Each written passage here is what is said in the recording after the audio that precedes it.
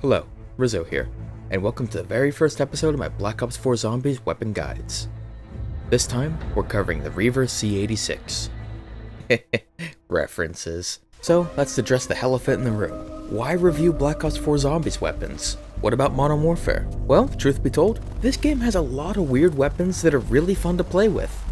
And I don't really enjoy Modern Warfare. Plus, with the recent changes made to the black market, it's no longer one of the most oppressive systems in video games. So now I can actually earn some of the weapons. A bit late, but better late than never, I suppose. Now, something to keep in mind. Everything will be discussed with the normal difficulty in mind. Casual, hardcore, and realistic modes are not taken into account during the review, unless stated otherwise, as testing a weapon on 8 maps with 4 difficulty settings would be an astronomically higher workload than simply testing for the most popular difficulty. With that nonsense out of the way, let's finally dive into the Reaver C86 crossbow. The Reaver is a 2-round burst-fire crossbow introduced with Operation Discount Attack of the Undead. It can be found in the mystery box on every Black Ops 4 Zombies map for 950 points. By default, the weapon comes with 6 bolts per clip and 48 bolts in reserve. These values can be increased to a maximum of 12 and 60 with extended mags and Bandolier Bandit. Each bolt deals a moderate amount of damage, retaining one-shot kills into the mid-teens against standard enemies. Reload speeds are fairly standard, at 2.75 seconds flat, meaning that the reload speeds are the exact same, regardless of whether or not the weapon was empty. Seeing as the weapon fires in a 2-round burst mode, the fire rate is limited to roughly 224 rounds per minute. Keep in mind that that number was tested manually, so if I'm a bit off, please forgive me. Another trait to take note of is that as of a recent patch, players can pick up fired shots simply by walking over them. So if you're playing in an enclosed map or area, your Reaver can stay stocked up for much longer than normal. If you're playing on something like the poop deck of Voyage of Despair, well then, yeah, good luck. When upgraded, the Reaver C86 becomes Minos' Zeal. The weapon's ammo count is doubled to 12 per clip and comes with 48 in reserve by default, with a maximum of 24 per clip and 120 in reserve, should you use extended mags and Bandolier Bandit like an absolute mad lad. Fire rate, fire mode, reloads, and all projectile behaviors remain unchanged. What is changed, however, is the weapon's damage. Now, since Black Ops 4 has got a lot of enemies, like Jamie Foxx and Black Taken, I took the liberty of testing the weapon against every single enemy type in the game. Up until this point, pretty much everything I've said about the weapon has sounded, well, not great, but this is where things finally start looking up. Minos' meal shreds through zombies, catalysts, every form of Nova 6 crawler, Stokers, Nosferatus, Crimson Nosferatus, Spartoi, werewolves, destroyers, Brudi, which is the plural form of Brutus if you didn't know, and even Blightfathers with ease. The only enemy the weapon struggles against is the Geganese. But to be fair, that thing is just a stupid bullet sponge that takes forever to kill with pretty much any weapon, so don't let that discourage you. The raw killing power of Minos' deal cannot be overstated. For the first 30 rounds, it shreds through pretty much everything that's ever been born. However, once you cross around 30 threshold, certain enemies, primarily being standard zombies, catalysts, Spartoi, Blightfathers, and Brudi begin to develop enough resistance to make the weapon's effectiveness drop rapidly.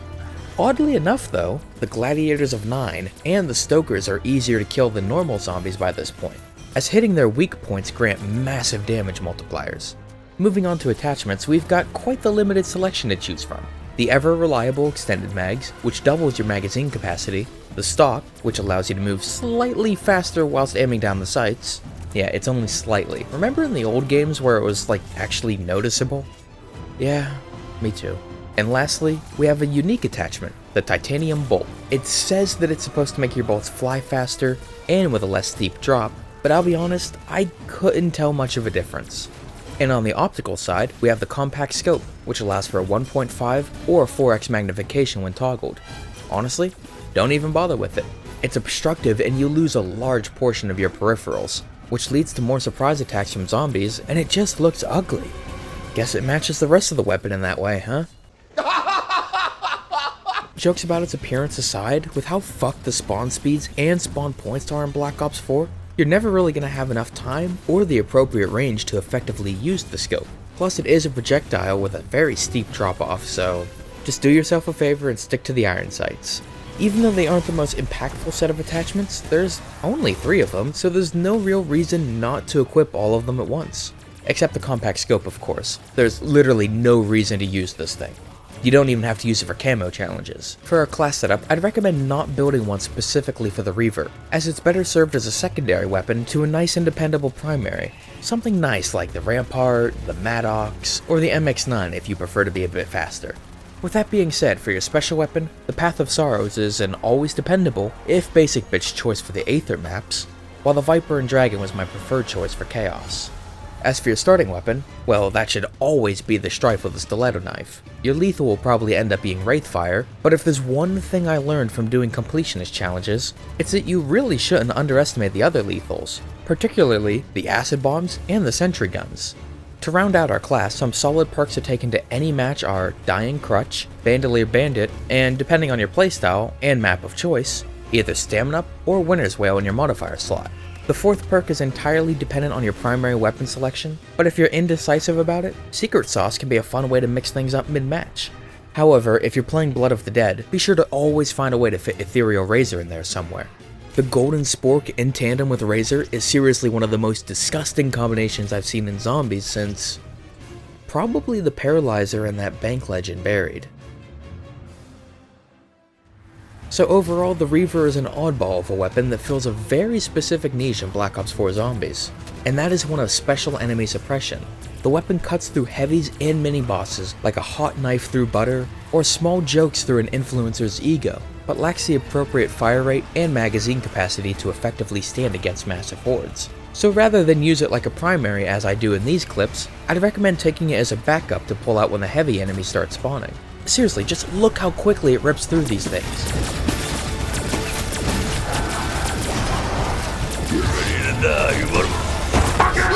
Oh my god! Holy fuck! But Rizzo, why use the Reaver when you're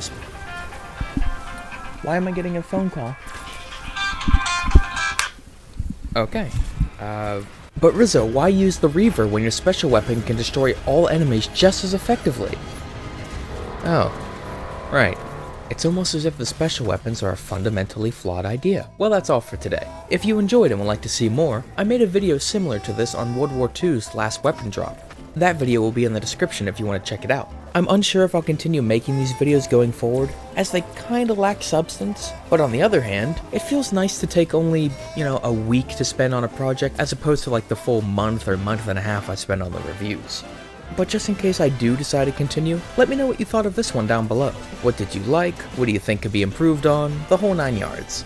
As fun as it is to jokingly say, fuck the viewers, I, the artist, know what's best. I do really value your criticism. Taking criticism into account is one of the best ways to improve your work in my mind, and if you're not constantly aiming to improve, what is even the point of doing anything creative? Anyway, bordering on pretentious rambling aside, I hope you enjoyed watching, and yes, the Buried review is the next video on the docket. Keep your peepers peeped for that. But if I'm honest, I've been going through a really rough patch with real life stuff recently, so to deal with that, I think I'm going to take a couple weeks to myself after this. So it may be a few more weeks until those videos come out, but bear with me. Anyway, thank you again for watching, everyone. Have a great day, and take care. Right where Five Nights at Freddy's. Five Nights at Freddy's. I'm so confused by chat right now. Is this an inside joke? That's very not cool. I think they're just memeing. Rizzo said the chat is now in 8 mode. What does that mean? Hey guys, this chat is now in 8 mode. Oh, did you say 8?